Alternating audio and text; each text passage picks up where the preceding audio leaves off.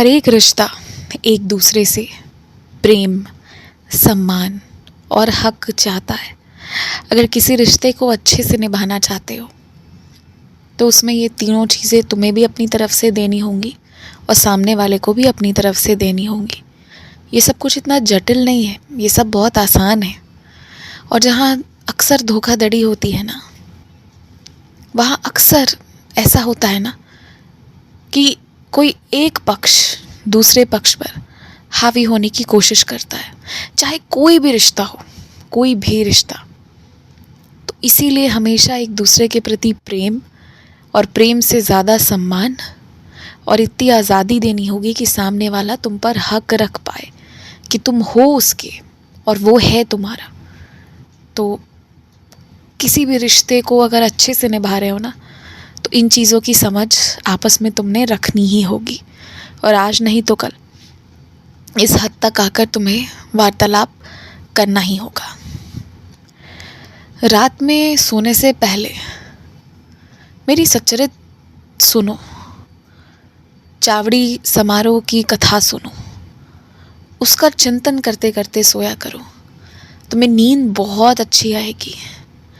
तुम्हें जो स्वप्न में चीज़ें दिखाई दे रही है ना, हर एक चीज़ का थोड़ा थोड़ा अर्थ स्पष्ट हो भी रहा है तुम्हें, और कुछ अर्थ अभी स्पष्ट नहीं हो रहे पर भविष्य काल में होते चले जाएंगे। अपने सपनों को याद करके रखना कि क्या कुछ देख रहे हो, क्या चीज़ें दिखाई जा रही हैं। और अगर तुम्हारी भक्ति सही रहेगी, तुम्हारी श्रद्धा वैसी रहेगी ना, तो जिन चीज़ों का जवाब पाने के लिए सब दर दर भटक रहे हैं ना, तुम्हें घर बैठे सारे जवाब मिल जाएंगे। इसलिए चिंता मत करो, बस भक्ति में ईमानदारी रखो। मेरा एक बात मानना, आज तुम्हारे जीवन का एक बहुत बड़ा दिन है। आज तुम्हें एक फ़ैसला करना है। सोने से पहले तुम्हें फ़ैसला करना है कि अब तुम हर हाल में जियोगे, अब तुम हर हाल में खुश रहोगे, और अब तुम समझौता नहीं करोगे, अपने आप से समझौता नहीं करोगे, अपने लिए समझौता नहीं करोगे। पहले अपने आप को अब आगे रखोगे। देखो, अगर आज तुमने अपने लिए कोई फ़ैसला नहीं किया ना, तो ये सब कुछ ऐसे ही धरा का धरा रह जाएगा, सब बर्बाद हो जाएगा। इसीलिए एक कठिन फ़ैसला लेना अब ज़रूरी है। अब फ़ैसला लो, समझो कैसे क्या करना है और आगे बढ़ो।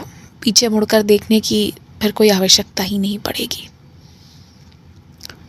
मैं जानता हूँ कि मन से वैरागी हो तुम, और मैं इसी में खुश हूँ कि मन से लगाव अब किसी के लिए नहीं है, तुम्हारा किसी के भी प्रति। पर हाँ, इंसानियत बखूबी निभाते हो तुम, इसीलिए तुम्हें वैराग्य धारण करने की आवश्यकता ही नहीं है। तुम मन से वैरागी हो। तुमने इसी अवस्था में मोक्ष की प्राप्ति की हुई है, जहाँ तुम्हारा लगाव किसी से नहीं है। पर हाँ, इंसानियत सबके प्रति रखते हो, यही तो वैराग्य है। इसी को तो पाने के लिए लोग पता नहीं क्या कुछ करते हैं, जो तुमने घर बैठे पा लिया। बहुत सुंदर है तुम्हारी भक्ति। अपनी भक्ति पर भरोसा रखो, सब अच्छा होगा। अब इत्मीनान से सोने जाओ। आयुष्मान भव।